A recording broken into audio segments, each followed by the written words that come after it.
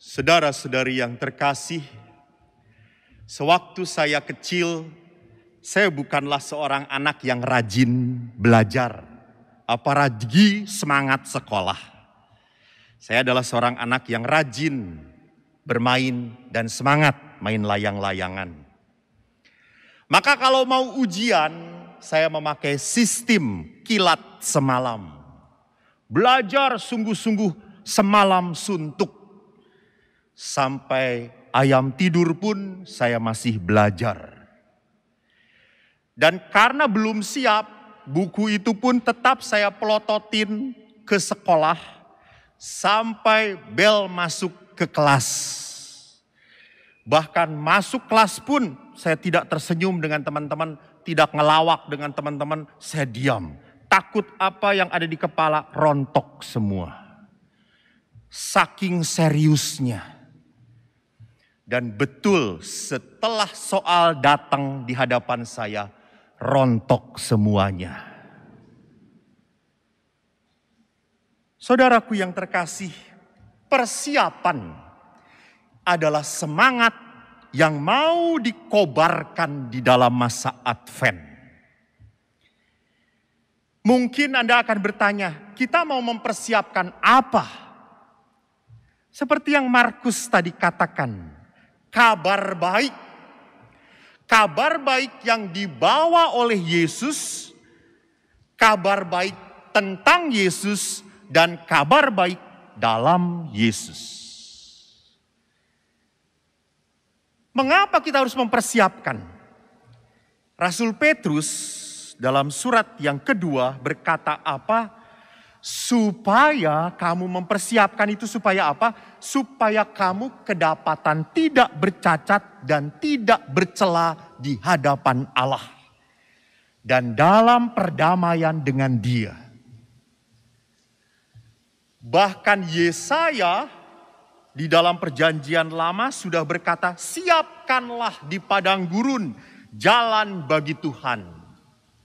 Nubuat Yesaya dipenuhi dalam pribadi Yohanes Pembaptis. Jadi mengapa harus dipersiapkan? Bapak Ibu mungkin tahu bahwa zaman dahulu kala kalau raja itu mau datang pasti datang kacungnya dulu. Memberitahu, oi raja mau datang, siap-siap loh. Sama presiden juga. Kalau presiden mau menemui saya, semua pejabat di DPH Helena akan diberitahu, siapkan. Tapi kebetulan rencana kunjungan presiden belum teratur dengan saya. Jadi dipersiapkan, sama. Yesus ini orang besar, maka dipersiapkan oleh Yohanes Pembaptis. Jangan pernah lupa, Yohanes Pembaptis bukan murid Yesus. Tidak pernah Yohanes Pembaptis jadi murid Yesus. Tetapi Yohanes Pembaptis tahu siapa Yesus. Maka dia mengatakan, bahkan saya membuka tali kasutnya pun tidak layak. Anda tahu, membuka tali kasutnya itu adalah tugas hamba. Bahkan untuk melakukan tugas hamba pun saya tidak layak. Karena dia sangat besar sekali. Sangat hebat sekali. Maka Yohanes berkata, bagaimana kita mempersiapkan orang yang hebat itu. Yohanes berkata, satu, bertobatlah dalam kerendahan hati. Bertobatlah. Saudaraku, orang yang tidak rendah hati itu tidak mungkin bisa bertobat. Orang yang rendah hati itu selalu berkata, kenapa saya terus sih yang harus ngalah? Sampai kapan saya harus ngalah? Kok saya terus sih yang harus berubah? Ini orang yang tidak rendah hati. Kok saya terus sih yang harus memaklumi? Kok saya terus sih yang harus memberi maaf? Ini orang tidak rendah hati. Orang semacam ini tidak akan pernah bertobat sungguh-sungguh. Maka sama, saya pun mengingatkan umat Santa Helena secara offline dan online. Bagi saudara-saudara PPK yang membawa sakramen Maha Kudus, tolong Anda jangan otomatis. Oh, ada 2 anak saya yang gak bisa ke gereja, saya bawain. Tidak otomatis. Tanya. Karena sakramen itu sungguh berguna dan bermanfaat bila dinyatakan oleh orang yang menerimanya.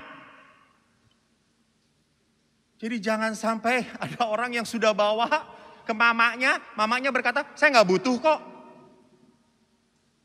Gak bener ini. Gak bisa bapak itu mengatakan, makan lu supaya sehat. Emangnya obat?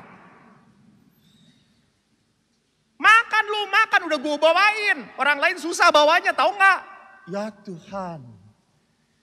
Sakramen tidak bisa dipaksakan. Gak boleh. Maka harus ada kesungguhan, Mah, aku mau nanti menerima sakramen, daftarkan. That's good. Itu bertobat. Ada rasa kerendahan hati, saya membutuhkan Tuhan. Halo Bapak Ibu yang online dan offline, Tuhan tidak pernah memaksa. Tidak. Tuhan selalu menunggu anak-anaknya mau terbuka atau tidak. Maka sekali lagi bagi para PPK, jangan otomatis Anda bawakan.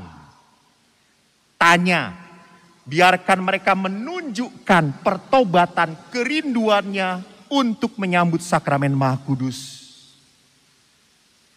Maka pertobatan dengan rendah hati adalah awal dari hidup spiritual.